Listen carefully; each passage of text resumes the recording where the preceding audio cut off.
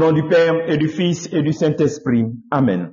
Viens, Esprit Saint, remplis le cœur de tes fidèles et fais-les brûler du feu de ton amour. Envoie ton esprit et tout sera créé et tu renouvelleras la face de la terre.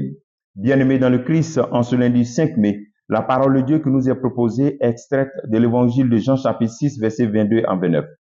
Jésus avait rassasié 5000 hommes et ses disciples l'avaient vu marcher sur la mer. Le lendemain, les foules restées sur l'autre rive se rendirent compte qu'il n'y avait eu là qu'une seule barque et que Jésus n'y était pas monté avec ses disciples qui étaient partis sans lui. Cependant, d'autres barques venant de Tibériade étaient arrivées près de l'endroit où l'on avait mangé le pain après que le Seigneur eut rendu grâce. Quand la foule vit que Jésus n'était pas là, ni ses disciples, les gens montèrent dans les barques et se dirigeaient vers Capharnaüm à la recherche de Jésus. L'ayant trouvé sur l'autre rive, ils lui dirent, « Rabbi, quand es-tu arrivé ici ?»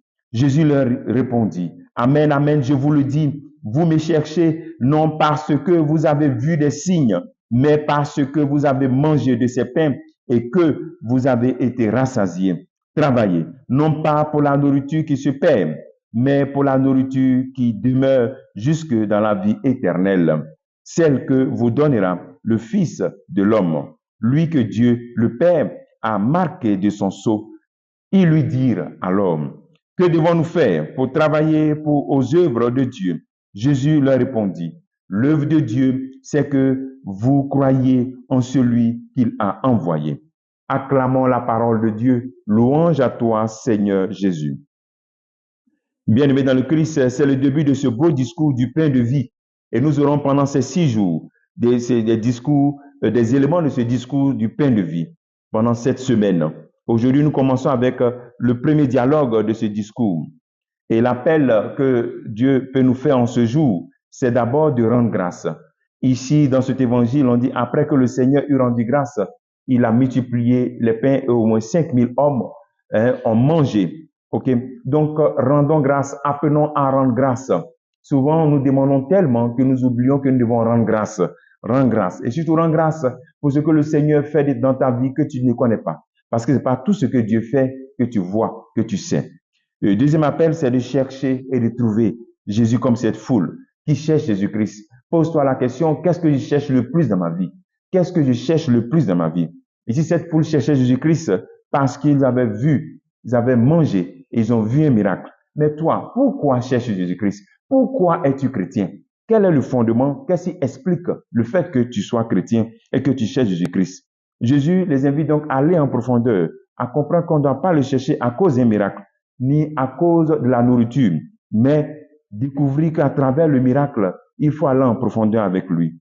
Il faut trouver le sens des signes et l'appel que Dieu te fait à travers les événements de ta vie.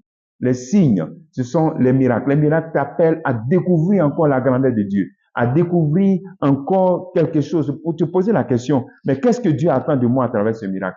Qu'est-ce qu'il veut que je fasse pour lui? Voilà. À travers chaque miracle, il y a un appel que Dieu te fait. Voilà. Est-ce que tu crois que le Christ est ressuscité, qu'il est vivant? Il est vivant, oui. Maintenant, qu'est-ce que cela fait dans ta vie? Qu'est-ce que cela crée comme nouveauté dans ta vie? Ça, c'est un grand miracle que nous avons. En chaque Eucharistie, nous avons encore un grand miracle. Le pain devient le corps du Christ. Mais qu'est-ce que cela crée? Est-ce que cela t'appelle? Tu peux te demander, qu'est-ce que le Christ veut de toi à travers le miracle eucharistique, à travers sa résurrection? Voilà. Essaie donc d'accueillir le Christ qui veut que tu ouvres tes yeux à ne pas rester dans la superficialité, mais aller en profondeur, aller à l'essentiel. L'essentiel, c'est lui. Aller en profondeur et trouver le Christ et se complaire en sa présence. Le troisième appel, c'est ce que le Christ dit aussi. Il nous invite ici à travailler pour ce qui dure, à courir pour ce qui dure, pour la nourriture qui dure. Pourquoi cours-tu? Pour qui cours-tu? Ok? Le Seigneur nous invite à rechercher ce qui dure, à travailler pour la nourriture qui dure. Cette nourriture qui dure, ce n'est rien d'autre que de la personne. Pose-toi cette question. Mais pourquoi je cours? Pour qui je cours? Qu'est-ce qui est essentiel dans ma vie? Ok? Donc, le Seigneur nous ouvre à l'essentiel. Le sens de notre vie, c'est de connaître Dieu et de lui donner tout et lui plaire. Est-ce que ta vie consiste donc à rechercher constamment Dieu dans ta vie. Lorsque tu es fatigué, est-ce que tu dis que je suis fatigué parce que vraiment, je suis fatigué, je fais des efforts pour toujours chercher Jésus-Christ? Pourquoi mets-tu tes efforts? En quoi mets-tu tes efforts? En Jésus-Christ?